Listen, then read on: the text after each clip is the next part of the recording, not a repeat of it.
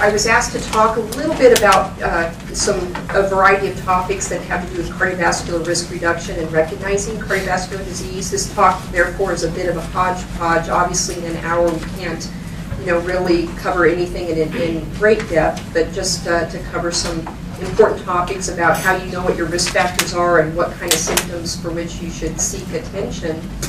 I'm as she mentioned, the medical director of cardiovascular diagnostics for the Providence Hospitals, Holy Family and Sacred Heart in Spokane, and have been an echo lab director for about 15 years in different settings. Let's see if I can get this to work correctly. So our objectives are just to give an overview of the prevalence of heart disease. Obviously, it's highly prevalent. And some resources where you can, if you know your numbers or ask your physician for some of your numbers from your tests, can calculate your own risk and know a little bit more about, primary prevention, preventing that first event.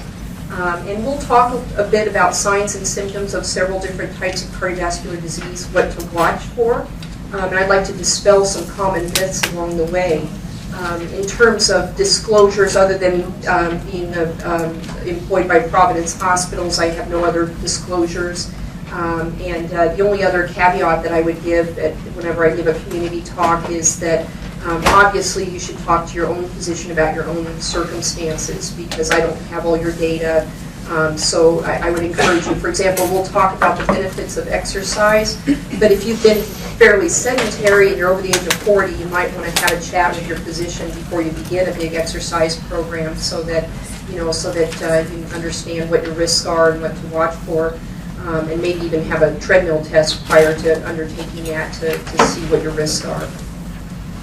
So obviously highly prevalent coronary artery disease, men and women by age, so this is the decades between 20 and 40, 40 to 60, 60 to 80, and then 80 plus. Men peak earlier, men for coronary events, for myocardial infarction, angina, needing a bypass, needing a stent. But obviously, the very significant rise with age and very common. So this graph is just coronary artery disease alone. But if we add into that some of the other sequelae of atherosclerosis, some of the other outcomes that go along with high blood pressure and cholesterol plaquing, like stroke and heart failure, even more common. So by age 40 to 60, more than a third of men and women both have cardiovascular disease. By 60 into the 70s, almost 3/4, and it's over 80% in people over the age of 80. So cardiovascular disease is the deal. It's the most likely thing to kill you. It's the most likely thing to have. So it's the thing that you really should be paying attention to, especially when you go to see your primary care provider. A lot of times I see patients who maybe have seen their primary care provider once or twice a year for years on end, but every visit is always for some urgency, bad bronchitis, an injured back, a torn ligament or something, but they've not really given the primary doctor that opportunity to have a visit to deal with risk reduction. And that's a very legitimate thing to do, to give your doctor the time and space to talk to you about risk reduction. And is your blood pressure adequately controlled? Is your cholesterol adequately controlled? What else can you do to risk reduce? So very important for your health. Here are annual death rates. I do a lot of talks about women and cardiovascular disease, so I'll apologize in advance that some of my slides are more directed at women. But just women are always very surprised when I show this slide. Now this slide's a little older. I think this was data from the year 2000, but year after year it looks very similar, except that maybe AIDS has dropped off the horizon because we've really turned AIDS into a chronic disease, not so much a lethal disease. But over 500,000 deaths from cardiovascular disease in women every year, and far outweighs all forms of cancer put together. And women are always very surprised by that. I think we have a lot of care that's directed at gynecologic cancers and breast cancers, which is important, no doubt that's important, but it sometimes magnifies that risk and women often don't realize that although 1 in 9 women will have breast cancer, 1 in 2 women will die of cardiovascular disease. The cause of death is far more likely to be cardiovascular disease. So you don't want to wear your pink ribbon but forget about your cholesterol and your smoking and your diabetes. To compare deaths from breast cancer specifically by age, starting at age 35 to 75, slight upward rise with age, but very steep rise in cardiovascular disease deaths for women that begins around the time of menopause. There's something about menopause that takes the survival advantage away from women, and we begin to do a lot of catching up with men. So when women's natural lifespans are taken into account, the impact of myocardial infarction, a heart attack, is even greater. It's a stronger risk factor. It narrows women's typical survival advantage, and women are more likely to have a fatal heart attack. And not that men are not also, but just because there's often a knowledge deficit about that, I just present that. So one of the things that we're seeing right now for the first time in human history is this massive burgeoning obesity epidemic, and the type 2 diabetes and comorbidities, the other risk factors that go along with that. And these graphs, if you look at them, this one just goes up to 2001. They just continue to look worse all the time. This is a by state, what percentage of people fit into the category of morbidly obese. In 1991, most of the states were less than 15%. But by 2001, most of the states are well over 20%, and the others are on their way. And I believe that a more recent one looks even worse. So there's a massive obesity epidemic going on, and with it we're seeing huge increase in diabetes. And diabetes, as we'll talk about a little bit today, is a very big risk factor for cardiovascular disease. So I think we're going to, there's talk among epidemiologists that this current generation that's young right now will be the first generation in American history to have overall shorter lifespans than the preceding generations, unless we can do something about our epidemic of diabetes and obesity. And the diabetes is a strong risk factor, both men and women. For some reason, again, I see a lot of women who don't take their diabetes very seriously. Cardiovascular death rates have decreased in the last 3 decades for diabetic men, but they're still rising for women, so we have not made progress there. So in terms of recognizing, is this volume okay, or is it too loud? It's loud in my ears, but I don't know.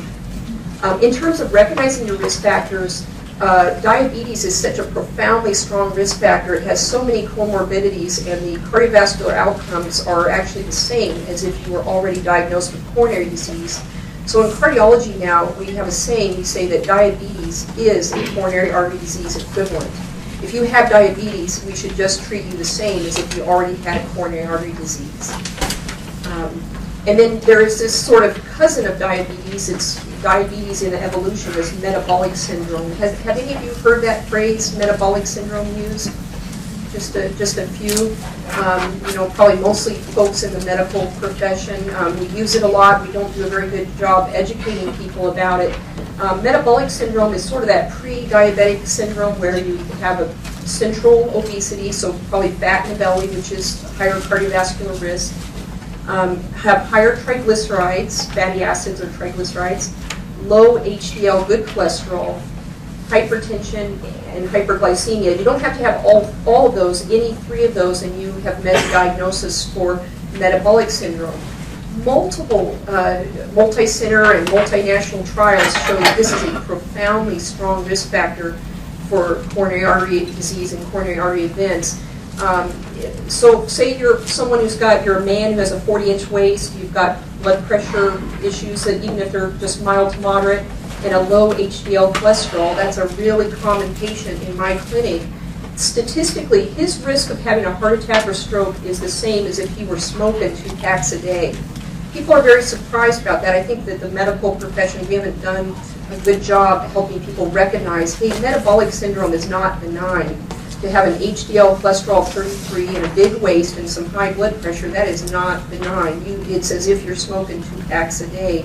And the way you ameliorate that risk, of course, is if you treat those risk factors and maybe get your waist size down, and that makes a big difference.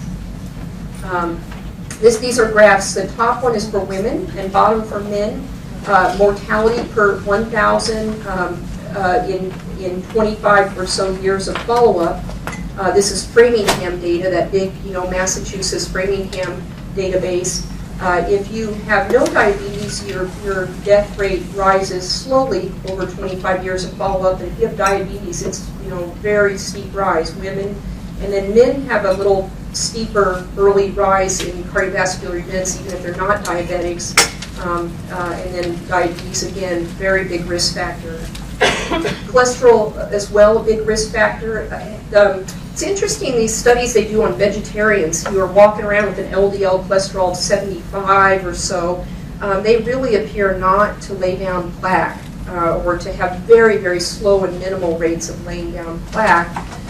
And along those lines, when we do cholesterol studies with statin drugs, those studies where we titrate the statin drug enough to get your LDL cholesterol below 80 show the biggest decrement in cardiovascular events. We read about a 30 to 35% reduction in stroke, at least a 30 to, in some studies, up to 40% reduction in heart attack, reduction in all-cause mortality, reduction in cardiovascular mortality. So, having that low LDL cholesterol is very important, and when you get beyond that, your risk rises.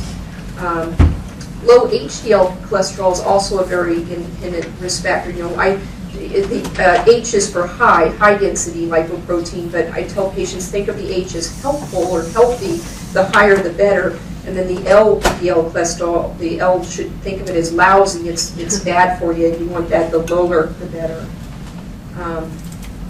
And then there are non-traditional risk factors, and I only bring this up because one of the calculators that I'll give you that you can go online and check your risk asks you for your HSCRP, that C-reactive protein, which is elevated in inflammation, especially cardiovascular inflammation, and has been shown to be a pretty good independent risk factor for cardiovascular disease. So if you look at where your HSCRP falls, whether you're in the lowest quintile or the highest versus your relative risk of having a cardiovascular event, both men and women, it's pretty predictive, it's pretty helpful. Now women have a lot more false positive ones, or we call them false positive, probably due to the increased risk of autoimmune disease in women. So in women, it's recommended that if you do an HSCRP and the level is above 5, that you wait a couple months and repeat it and take the lower of the two measurements and use that as your predictive measurement. Exercise is a huge benefit, or if you don't exercise, a huge risk factor. And I could give a 6-hour talk about exercise data. I'll just show you this quick one about exercise predicts outcome. This is looking at Duke Activity Status Index, which is a questionnaire about how active you are. You can go online and find the DASI, D-A-S-I, or what you're able to do on a treadmill, either one. These people that do 1 to 4 metabolic equivalents, you can see that their survival is over 5 years of follow-up is very low. They have a very high death rate. That people have good exercise tolerance have a more flat survival curve over 5 years of follow-up. So exercise in every study, and almost for every group of cardiovascular disease, we almost haven't found a group of people that don't benefit from exercise undertaken in a sensible fashion. Menopause is a risk factor. As you saw that curve that steeply went up for women around the time that women tend to have menopause, it turns out it does not matter why you went into menopause, whether somebody removed your ovaries, or you had a major illness like cancer that caused your ovaries to stop functioning, or whether you went through natural menopause, whether your family tends to have an early natural menopause or later. It doesn't matter why you went into menopause, but if you go into menopause, the risk rises substantially. So if you look at heart attack incidence per 1,000 women during the each of these decades, that's actually supposed to be, oh no, that is 44. So between age 40 to 44, the women who have gone through menopause have a very high heart attack rate versus other 40-year-old women who have not.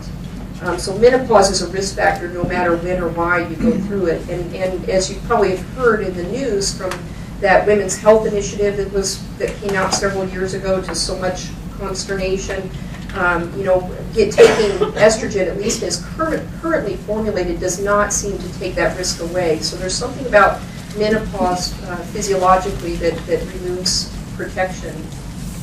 So we're going to talk a little bit about several different syndromes of atherosclerosis and recognizing them. And basically, atherosclerosis is very like that parable that they tell about the blind men that are touching an elephant, and one is touching the tail, and he says, "Oh, this is a wispy little wispy little animal," and another one's touching the leg and says, "Oh, this animal is like a great tree."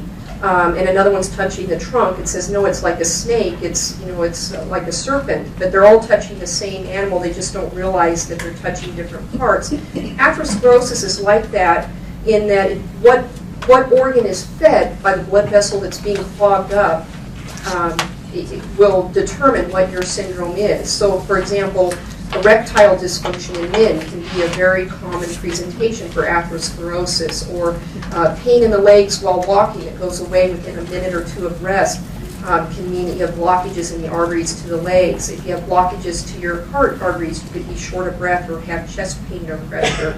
Blockages in the arteries to the brain can leave you with stroke or dementia. So it's all the same disease, and thank God when you do something to reduce your risk, you're getting protective benefit in all these other territories. Your kidneys are happier, your legs are happier, your brain is happier because you're taking care of the disease process that's in multiple blood vessels. So, for example, many of the things that we do to reduce risk of heart attack, when we went back later and did further studies, also decrease stroke and mini stroke happily. So if it's good for your heart, most of the time it's also very, very good for your brain. That's, and people seem to be more motivated by avoiding stroke than by avoiding heart attack.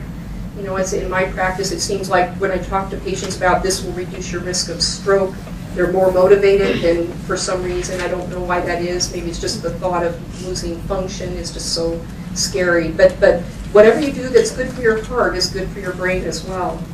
So heart attack is this ugly disease where you see what the nice blood vessel wall should look like. Oh, that didn't project very well. This was like a fatty yellow plaque, and then it's got a fibrin cap with some platelet clot on it. And these plaques tend to rupture and then extrude plaque into the lumen of the artery, which causes clotting and acute heart attack. We're beginning to recognize that there are probably many little microscopic plaque rupture events that don't result in a heart attack or stroke. But when the plaque gets real big and your platelets are real sticky and angry from all the cholesterol in your arteries, then that's when you're really primed to have a big event. So heart attack signs and symptoms. Usually patients often say, at least half the time in the ER, they'll say, well, it's not really a pain. And we who are doctors, ER doctors, ER nurses, we often say, how's your chest pain now? And you'll just have to excuse us that we're not saying chest heaviness, pressure, tightness, or fullness. But at least half the time patients say it's not painful. It's not really painful, it's just a discomfort. It's not a sharp, like a stabbing pain. It's usually very diffuse, often band-like, often radiates to the neck, jaw, arm, shoulder, or back. It's a myth that it only radiates to the left arm. I've had patients sit at home through a heart attack because the pain radiated to the right arm, so they thought it can't possibly be my heart. But actually about 40% of the time the radiation is to the right, so it can radiate to either arm. There's often profuse sweating, nausea, dizziness. So that constellation of symptoms should really get your attention very quickly. And your prognosis at that point in time, if you're having a heart attack, is very related to how quickly you get in and let us do something to stop the heart attack. So you don't want to sit it out. When we're on call, we take a lot of calls from our patients who are, they're nice people. They don't want to bother anybody. It's 2 in the morning, but I'm having the worst chest pressure of my life, and it's been going on for 20, 30 minutes. And really, you just don't want to sit at home through a heart attack. I wish there was something I could reach through the telephone and do for you, but you need to, take an aspirin if you're not already on aspirin and dial 911. The quicker you get in, the better your prognosis. Certain groups of people who are well known to have worse outcomes after a heart attack also have greater delays, statistically significant delays in asking for help. Now, some of that is because they may not be experiencing what we call typical symptoms. Women and diabetics often experience nausea, fatigue, or just very vague shortness of breath as their heart attack symptoms. So sometimes it's just that it's harder for them to tell, but sometimes culturally it's just because they don't ask for help. There was a nice recent study, I think it's done within the last 3 years, where they gave questionnaires to people about these symptoms and who would you call 911 for? It was interesting, the women would call 911 for their husband who had any of the symptoms on that prior slide, but only about 40 or 50% of them would call 911 for themselves for those same. So there's just, again, there's a knowledge gap that heart disease is just as lethal in women as men, and often the symptoms can be similar, and you should go in if you're having them. So diabetics tend to wait, 18, 20 minutes before they well into the syndrome before they ask for help. Certain ethnic groups wait longer, women wait longer, and these things are more than additive. If you're a diabetic black woman, it's sometimes, I think the data was like it was a 60 or 70-minute delay. So these are all already risk factors for worse outcomes, and then you're waiting longer to ask for help. One of the big reasons we don't want you trying to wait it out at home is sudden death. Over the years, it's been a relatively true statement that about half of people die with their first heart attack before we meet them. For men, that number has actually come down quite a bit and appears to be still dropping, and probably because of better pre-hospital care, taking an aspirin and getting in. For women, it's still over 50%, and when you think about the fact that 60% of women who will have coronary disease have a heart attack as their first way of finding it out, that's not a very good statistic. We'd rather not wait until you're dead to diagnose you with coronary disease.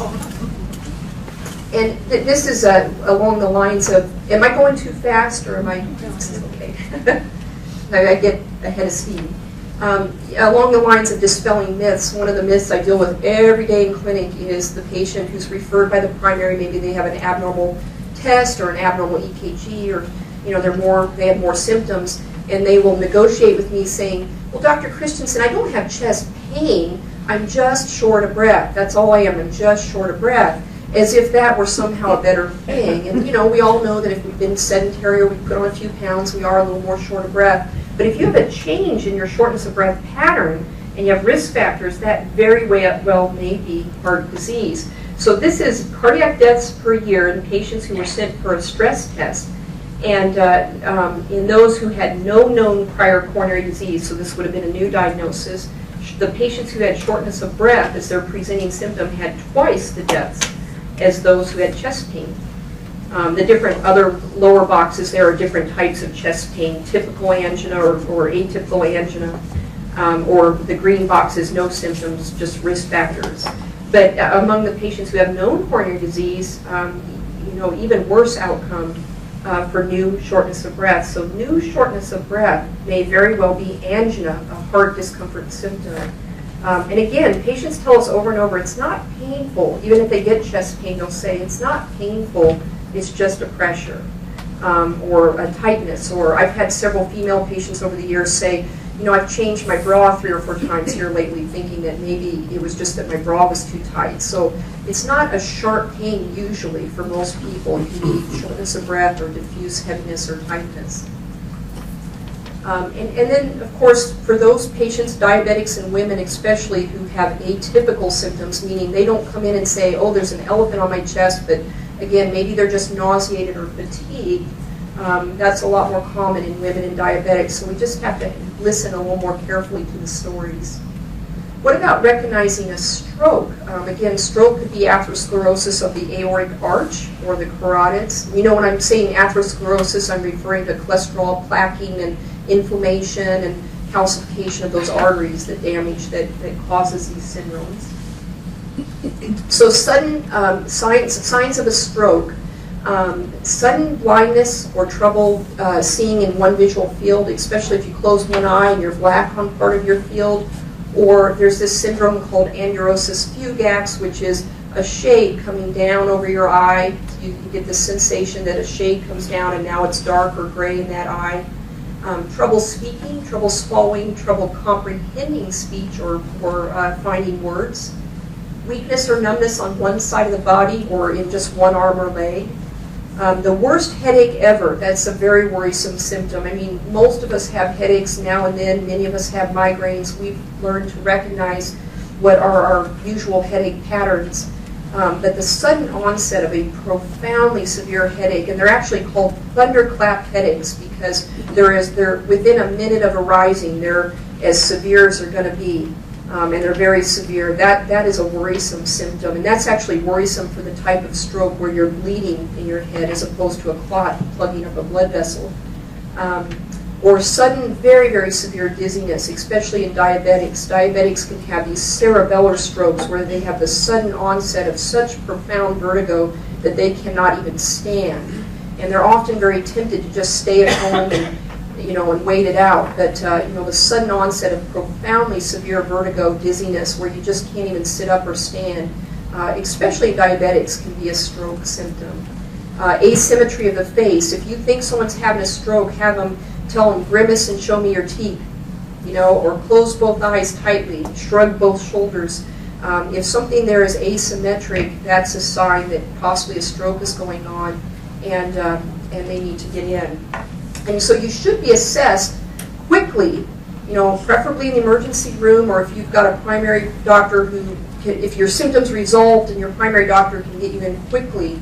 But either way, you should be assessed quickly. And the reason for that is, even if you have, say your arm is paralyzed and then half an hour later it goes away, you think, oh, I won't bother anybody about this. That very likely could be what we call a transient ischemic attack, or TIA, or you'll hear people refer to it as a mini stroke, and that means that there's some disease that is sending some kind of clot or cholesterol emboli to your brain. 1/3 of those patients who have one will go on to complete a stroke with some permanent loss of function or disability within the next 5 years after a TIA. And of that 1/3, 20% happen in the first month, and then 50% happen within the first year. So a TIA is a little message, that you need to get in and be checked out, so that we can try to figure out what is the source of this event, if there is one that we can find, and then treat it. We often find that the patient has atrial fibrillation, an irregular rhythm, highly associated with clotting and stroke, and they don't even know that they're out of rhythm, or that their blood pressure is severely out of control, or they have tight blockages that need to be opened. So if you have a mini stroke event, again, you want to be evaluated even if it resolves. Don't feel silly about going in. The point is to get the workup moving so that you're not that 20% who have a completed disabling stroke within a month. So this is what we see in our angiography lab. This is the common carotid. We're injecting some dye up there. This is the external carotid that sends branches to the face and scalp and skull. But the internal carotid, which doesn't have a lot of branches here because it's going to go on up and feed the brain, you can see that can everybody appreciate that there's a big bite out of that blood vessel, big ragged bite? And when we do an ultrasound, we'll see that there's very, often mixed calcified and soft plaque. Sometimes we'll see clot associated. That's the disease that we're very concerned about. Who gets carotid disease? Well, again, just as I said before, it's the same risk factors for coronary disease. So if you have any 3 of these, diabetes, smoking, dyslipidemia, or hypertension, you have about a 1 in 20 chance of having carotid disease when you walk in the door. And the natural history of carotid disease is, if you have a very tight blockage and you have symptoms of mini stroke or stroke, medical therapy doesn't do the job. You do better if you go to have a surgery to clean the artery out. If you had carotid disease, your doctor can help you assess whether you're a candidate for and or would benefit from that surgery. Patients who have a 60% blockage of their carotid but no symptoms, they have about a 6% 5-year risk of stroke. In that setting, there's some controversy of, is it worth the upfront risk to have surgery or not? If you're going to a high volume center that has good numbers and an operative and stroke mortality rate of less than 3%, then it may be reasonable for you to think about having that carotid endarterectomy surgery. But if you're more elderly, have more comorbidities, or you don't have access to a high volume center, then the risks may not really balance out. So again, talking to your doctor can be helpful. Can I ask a question? Sure. In the risk factors, you listed dyslipidemia and hypertension. Is that treated or untreated? So on this, yeah, these are if you have these, even if they're treated. Even if they're treated. And I would have to look at this reference again, but I'm pretty sure the smoking was if you ever had smoking, you know. Although you do get benefit when you quit smoking, you know, within a few months your risk of cardioembolic events and so forth seems to go down. But I believe this is, even if these risk factors are treated, these are, you walk through the door and you're a diabetic who had a 30-pack year history of smoking and you have some high blood pressure, then there's about a 1 in 20 chance that right now you have carotid disease that you don't even know about. What about peripheral arterial disease? When we use, you know, peripheral really means anything at the peripheries from the heart. But most of the disease that we're talking about is in the legs. That's where it seems to become symptomatic. The incidence of peripheral arterial disease rises dramatically with age, that about 1 in 5 people over the age of 70 have it, whether they know it or not. 3% of people under the age of 60 have it. Patients are always very, very concerned about this tip of the iceberg, which is critical limb ischemia. So, you know, when we talk about peripheral vascular disease to a patient, the first thing they want to know is, you know, and I can totally understand this. We all probably have had, you know, acquaintances who have had a limb amputation because of lack of blood flow.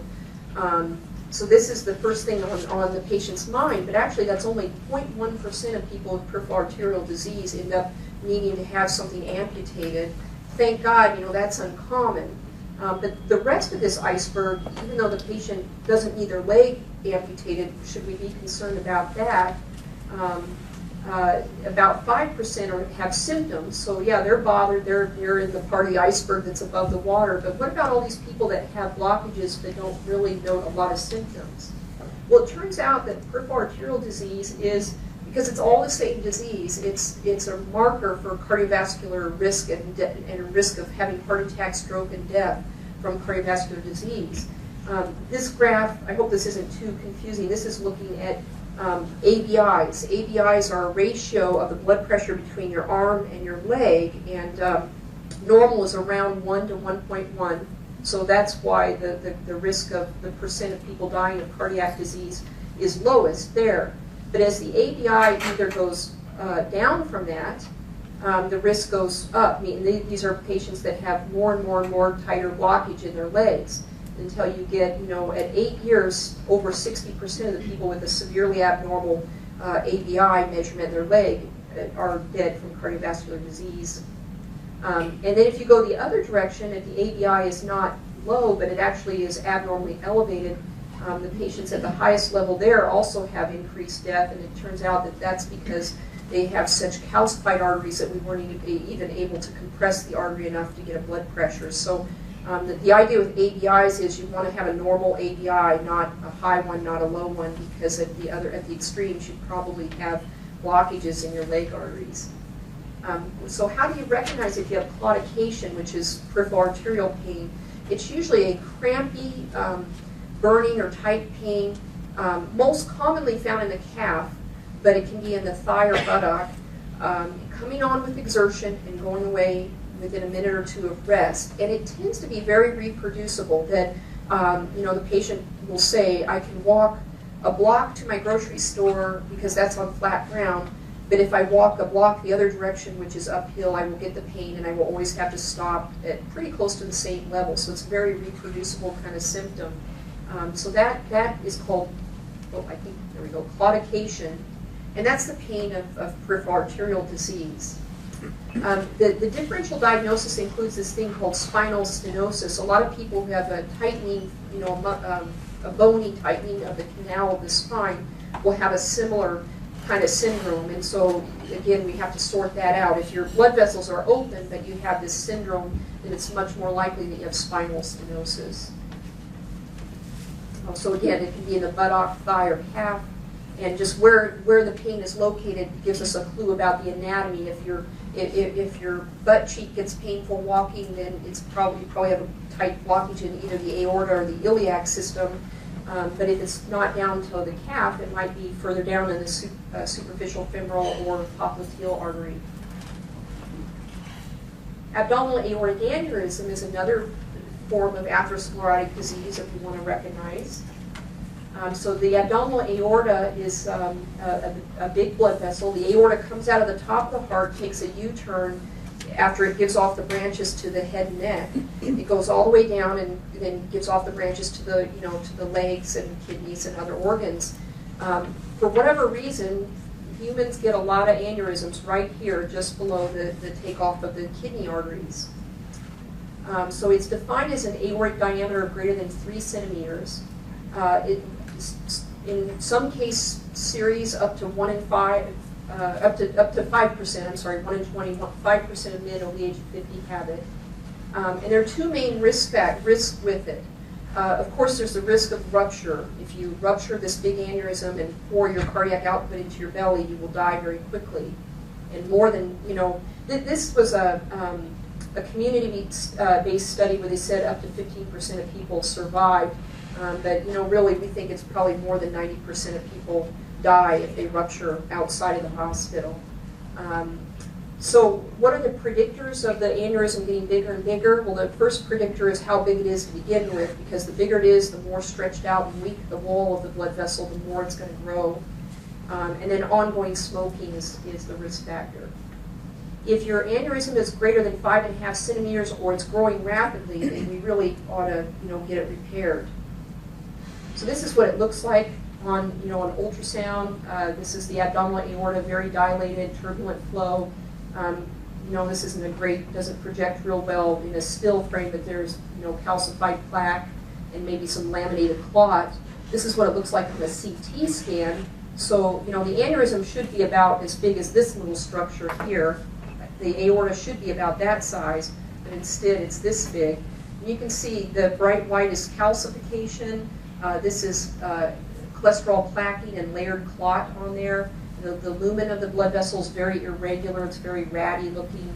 And then this is what it looks like when you go into the cath lab and do an angiogram. We come up your leg, squirt some dye, and so we see the kidney arteries, and then it looks like you've got a big ball here, which is the aneurysm.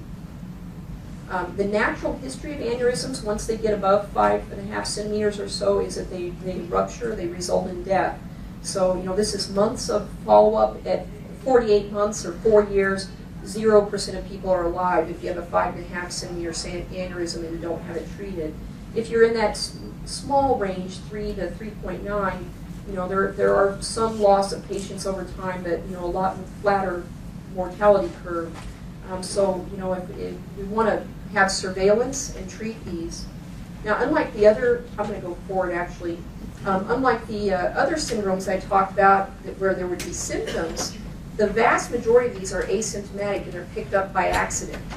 Medicare does allow us to do a screening abdominal ultrasound if you are a male, 65 years old, with either a first-degree relative who's had an aneurysm, so a father, brother, or son, or if you're a male, 65 years old, and you've had any smoking history, any smoking history at all.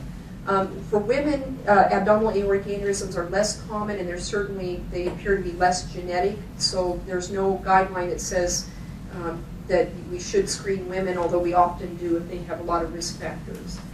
So most of these are asymptomatic. We often, sometimes I'm telling people about these, about a scan that showed an aneurysm 3 years ago. They're seeing me today for chest pain, and there's a CT scan that maybe they had for kidney stones or something else. And oh, by the way, the radiologist said that you had 3 years ago a 3.5 or 4 centimeter abdominal aneurysm. What have you done about that? And oh, nobody ever told me. So they're often seen incidentally on scans, and we don't always do a good job telling patients about them. The risk factors for an aneurysm: age, they rises with age, uncontrolled hypertension, male sex, tobacco use. Really strongly, family history and first-degree relatives. If you're a man and your father had an abdominal aortic aneurysm or your brother did, you really need to be screened. And if you do, your sons may need to be screened.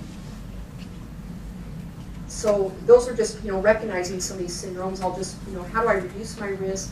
the biggest thing is just to take control of it and know your numbers. You know, don't just go get the blood draw done, but you know, find out what your numbers are and look at them and make a concrete plan for making them better. Know if you have first-degree relatives who had premature coronary disease or an aneurysm. Know your blood pressure and know that your diabetes is up to date, and your exercise minutes a week strongly predictive of better outcome. And obviously, smoking is still as bad as we've always thought it was. In terms of strategies, because sometimes it's overwhelming. You come in and it's like, oh, I'm a little hypertensive, my sugar's a little high, and what should I attack first? And I tell patients, rather than getting really overwhelmed, why don't we attack your biggest risk factors first? Smoking and diabetes are always at the top of the list. And then one strategy that's turning up in several studies as being very, very helpful is to put an exercise regimen at the top of the list. There's something about exercise that gives you more resolve and more endurance so that you can face changes. There was a very interesting study here just a few years, 2-3 years ago, where they took smokers and the control group, they nagged them like we all nag. You come in, you're smoking, and we nag you, right?